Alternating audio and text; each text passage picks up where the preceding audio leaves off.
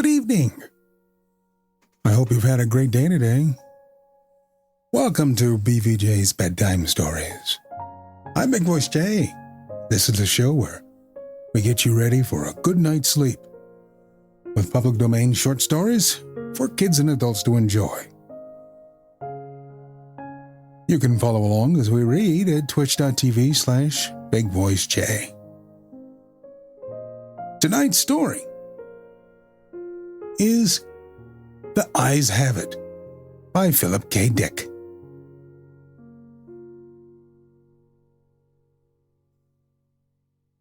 It was quite by accident I discovered this incredible invasion of Earth by life forms from another planet.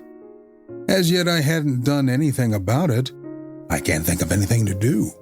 I wrote to the government, and they sent back a pamphlet on the repair and maintenance of frame houses. Anyhow, the whole thing is known. I'm not the first to discover it. Maybe it's even under control. I was sitting in my easy chair. I'd lay turning the pages of a paperbacked book someone had left on the bus when I came across the reference that first put me on the trail.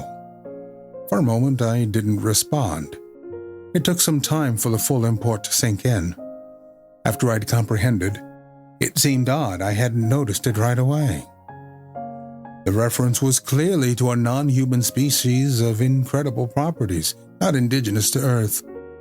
A species, I hasten to point out, customarily masquerading as ordinary human beings. Their disguise, however, became transparent in the face of following observations by the author. It was at once obvious the author knew everything and was taking it in his stride. The line, and I tremble remembering it even now, read, "His eyes slowly moved about the room. Vague chills assailed me. I tried to picture the eyes. Did they roll like dimes? The passage indicated not. They seemed to move through the air and over the surface. Rather rapidly, apparently. No one in this story was surprised. That's what tipped me off. No sign of amazement at such an outrageous thing. Later, the matter was amplified. His eyes moved from person to person. There it was in a nutshell.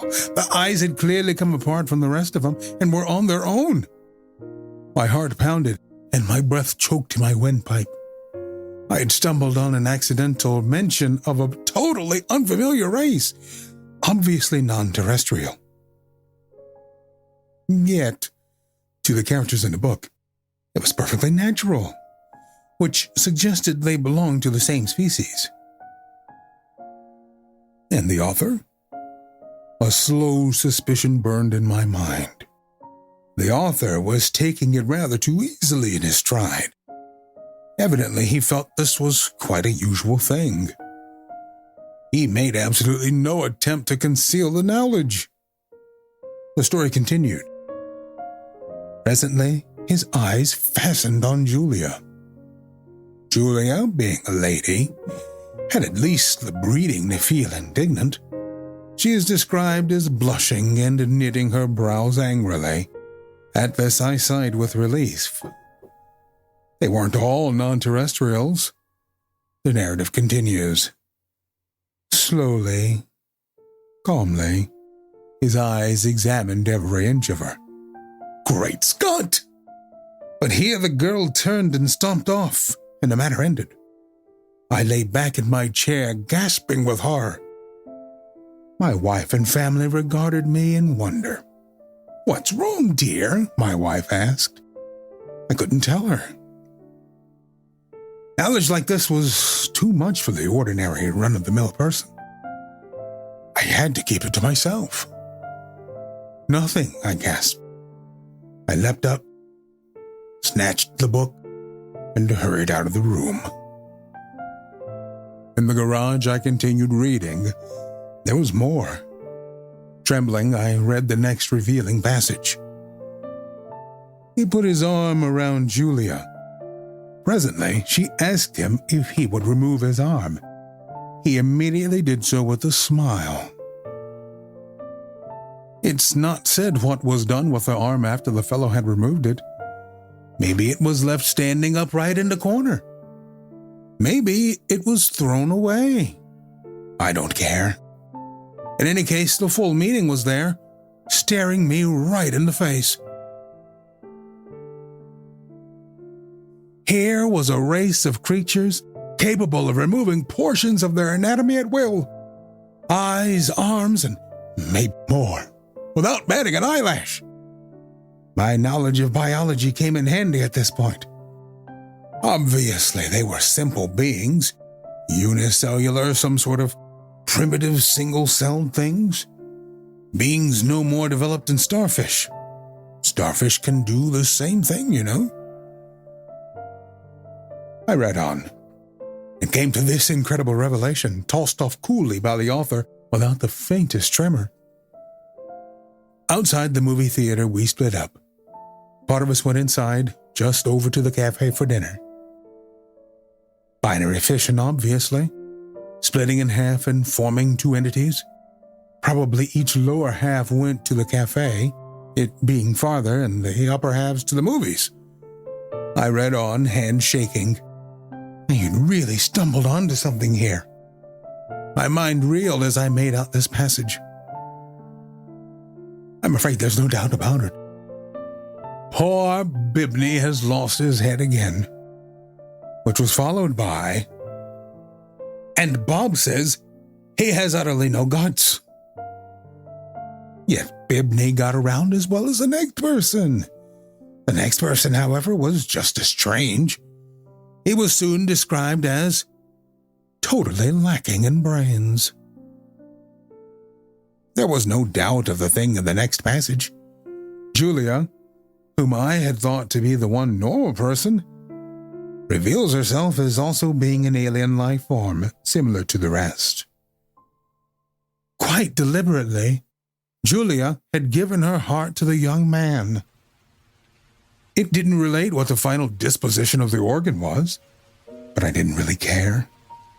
It was evident Julia had gone right on living in her usual manner, like all the others in the book. Without heart, arms, eyes, brains, viscera, dividing up in two when the occasion demanded, without a qualm. Thereupon she gave him her hand. I sickened.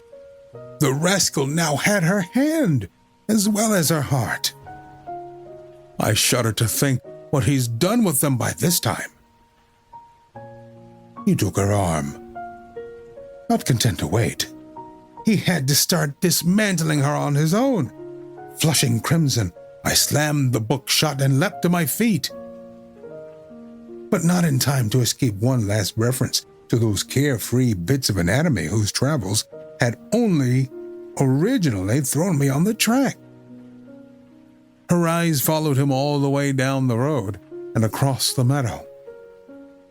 I rushed from the garage and back inside the warm house, as if the accursed things were following me. My wife and children were playing Monopoly in the kitchen. I joined them and played with frantic fervor. Brow feverish, teeth chattering. I had had enough of the thing.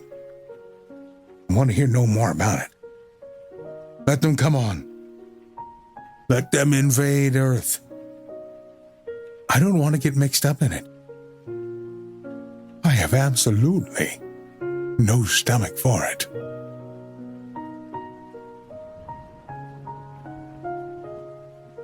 One of the things in the day of the life of a pedant, and a realist and a literalist. Literal translation stuff will kill you sometimes. Just ask Beetlejuice.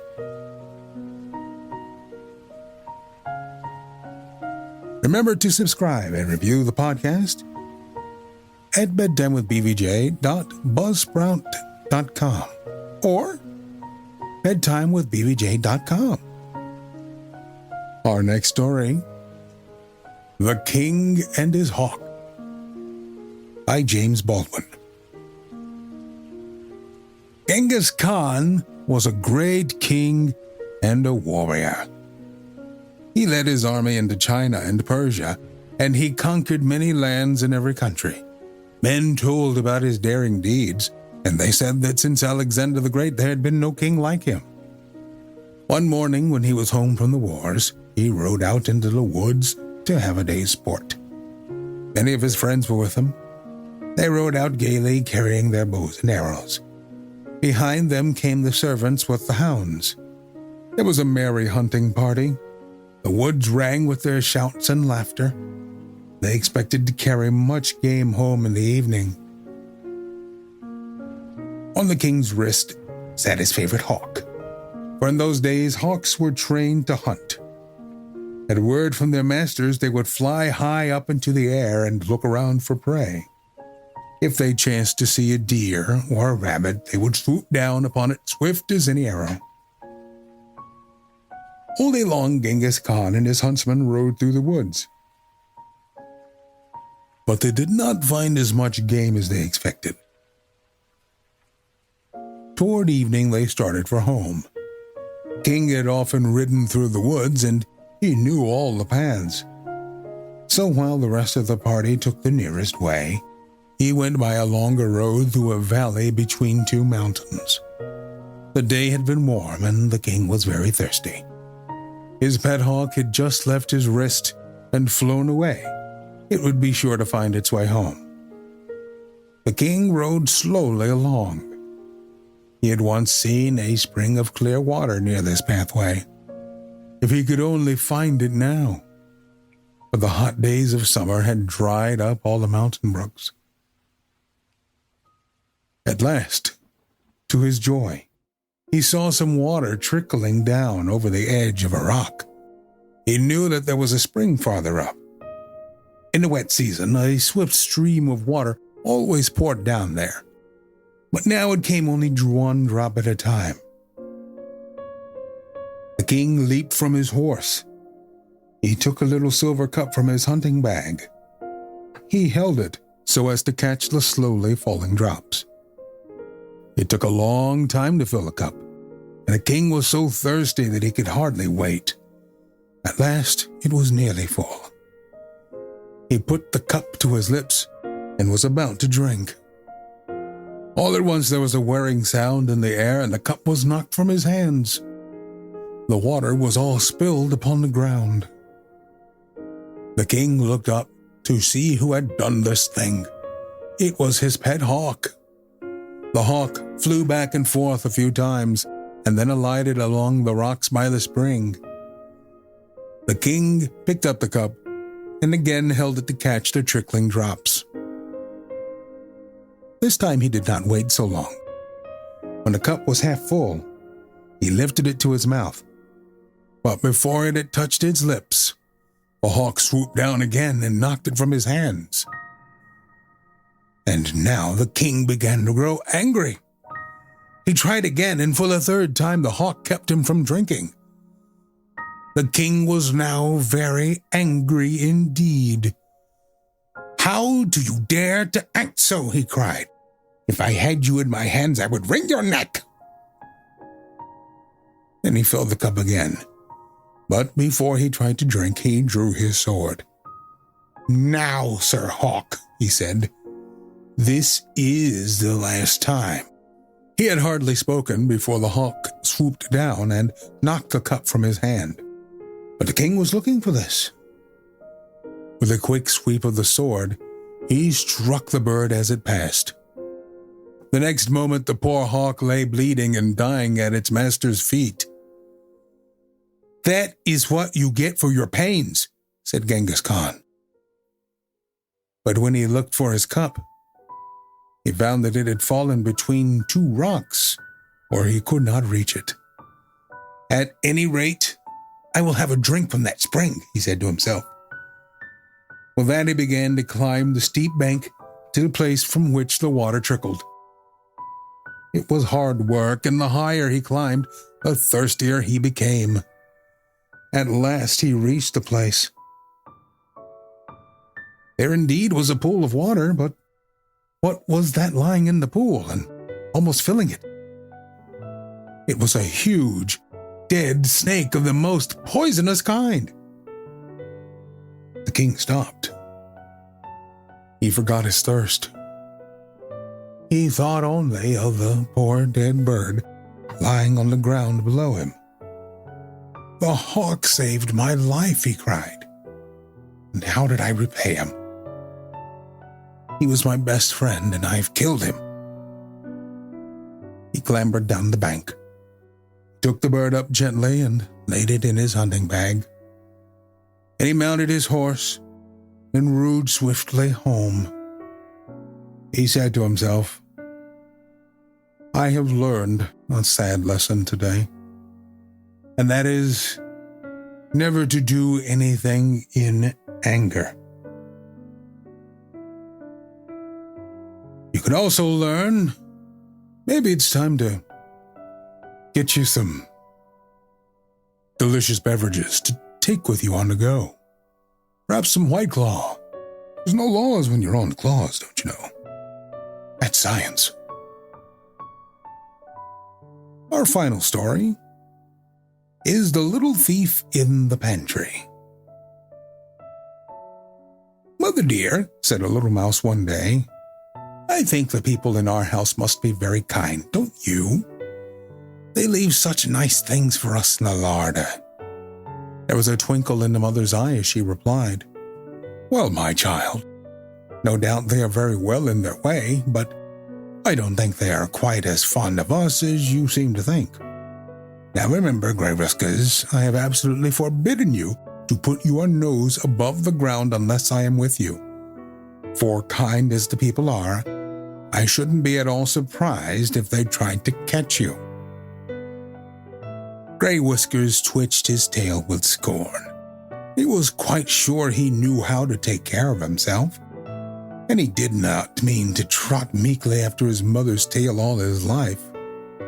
So as soon as she curled herself up for an afternoon nap, he stole away and scampered across the pantry shelves.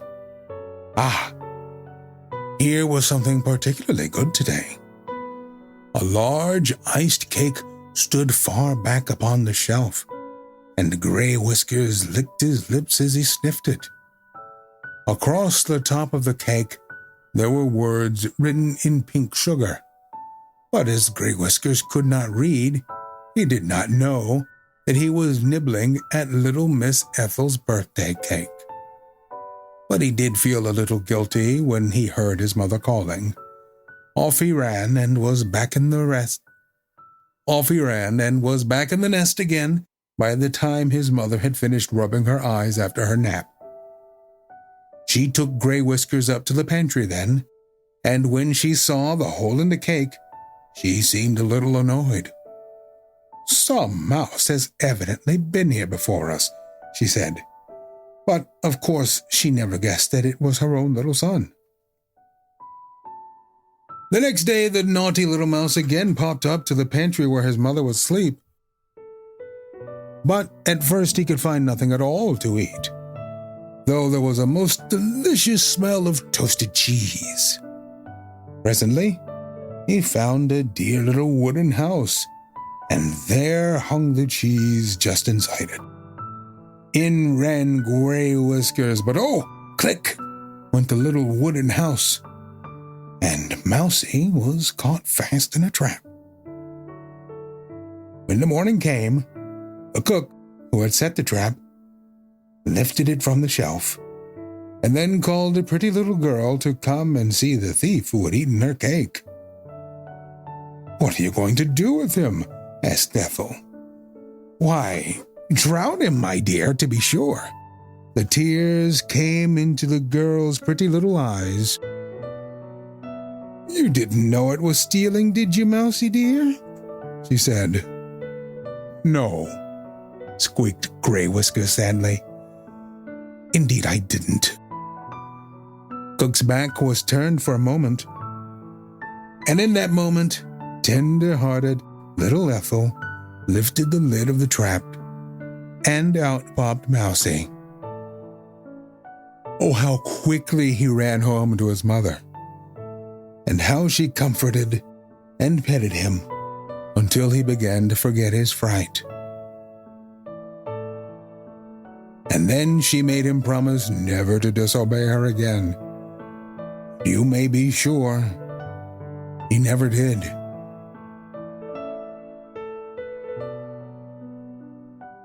Always remember, sometimes parents know best, even if you don't think they do. Sometimes the mercy of a little child is all that you really need. Those are our stories for tonight.